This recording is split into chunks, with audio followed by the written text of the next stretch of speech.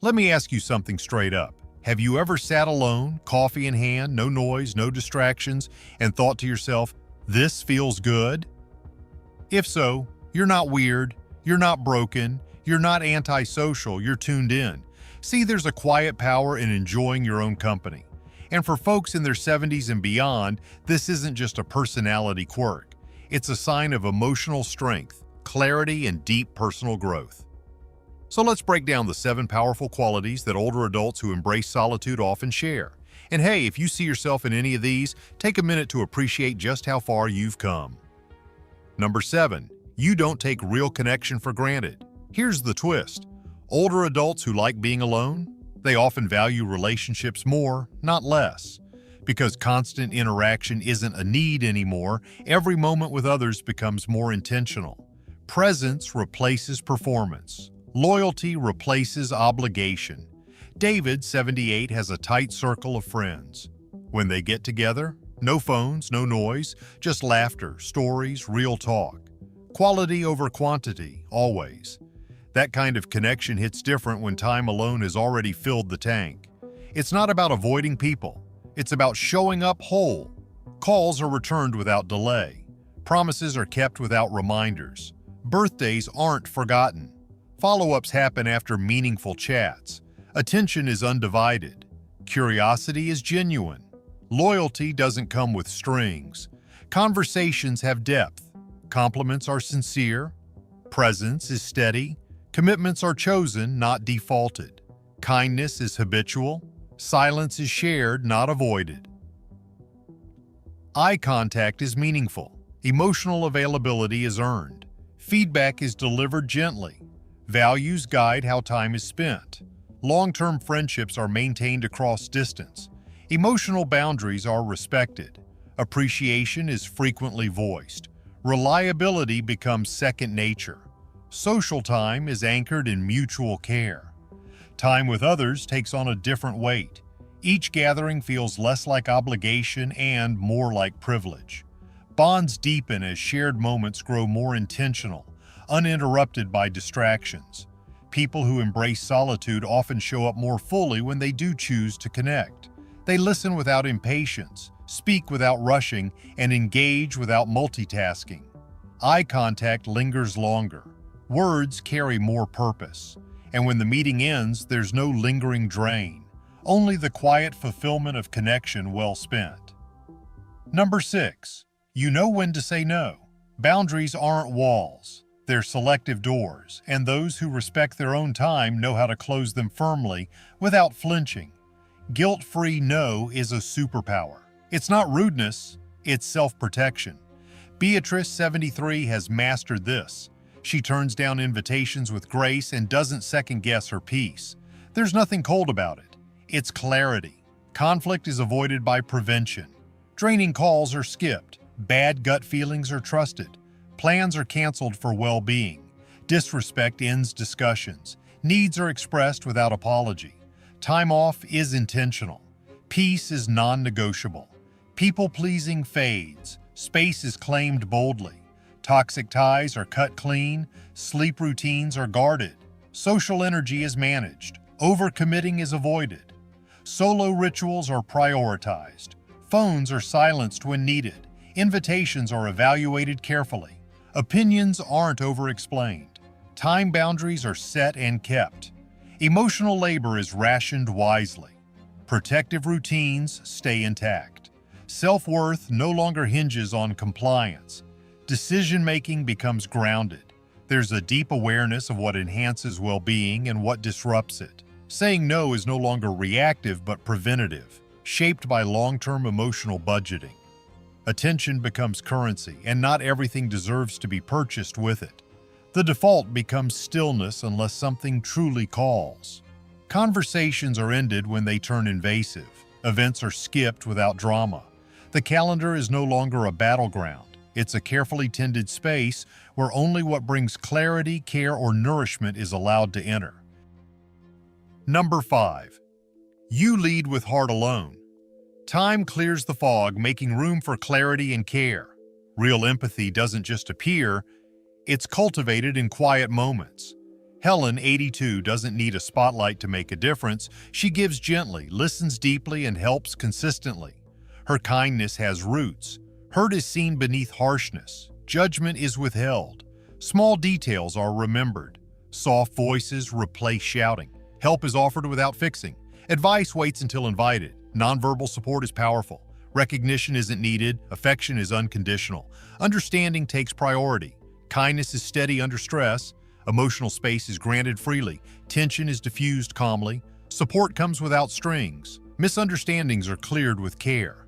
Tone is measured. Patience is practiced. Questions are thoughtful. Listening outweighs talking. Love is an action, not a transaction. Trust builds from consistency. Softness becomes strength. Emotional intelligence matures when there's room to process it privately. Time alone allows for checking assumptions, softening reactions, and making space for others' pain. Emotional presence becomes active, not reactive, something given with full intention. Eye contact becomes more meaningful. Words are measured not to impress, but to connect. Compassion isn't loud or hurried, it lingers, waits, and touches without demanding. This isn't about fixing anyone. It's about holding space for others while never abandoning one's own grounding. Number 4. You feel gratitude without needing a reason. Contentment isn't rare for those who embrace solitude. It's practiced. Joy becomes habit, not something to chase, but something to sit with. Elena, 78, finds magic in her routine walk. No novelty needed, just birdsong, cool air, and her own thoughts. Cooking becomes a pleasure. Light patterns are mesmerizing. Wind prompts a smile. Breakfast gets its full moment. Rain smells like renewal. Fresh laundry brings comfort. Familiar songs soothe. Candles set the mood. Notes are treasured. Memory triggers are sacred. Leaves fall like art. Wind speaks a language. Baths reset the day. Books are revisited like old friends. Silence becomes symphony. Rituals feel holy. Tea is savored. Window light is noticed. Lamps create warmth. Repetition feels like rhythm. Stillness opens the senses. Simplicity unlocks meaning. Gratitude expands when less is expected. There's no need for grand gestures or staged joy. The rhythm of daily rituals becomes its own kind of prayer. Steam rising from a cup. A window cracked open to hear birdsong. The simple pattern of footsteps across a familiar floor. Joy comes not in sudden surges, but in slow, repeated grace. Daily life holds texture and weight. Repetition brings comfort, not boredom. Attention magnifies ordinary beauty until it glows from within. Number 3. You bounce back when it counts. Resilience isn't loud, it's the steady return to center after life tilts you off balance.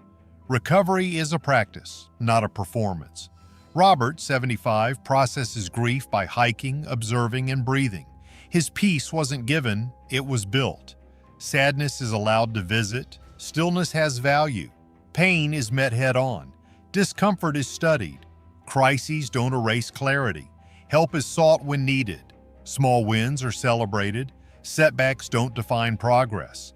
Peace isn't forfeited to panic. Emotions aren't shamed. Calm becomes a refuge. Reflection guides healing. Solitude supports repair. Numbing is avoided. Familiar comforts are revisited.